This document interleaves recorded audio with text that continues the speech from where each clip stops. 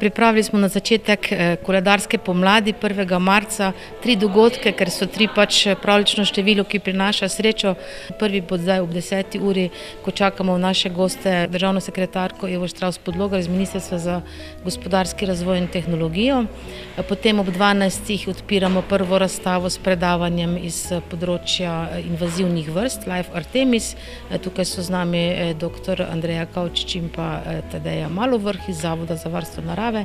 In potem ob 5. zaključimo današnjo slovesno svečano otvoritev gradu z otvoritvijo razstave Brama Thonta.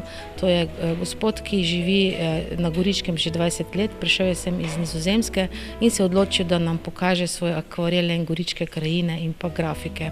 Naši obiskovalci se bodo lahko poslužili različnih oblik prireditev, od rekreacijskih do tudi učnih oziroma znanstvenih ali pač poljudno-znanstvenih in pa seveda tudi zabavnih in tudi sejemskih prireditev.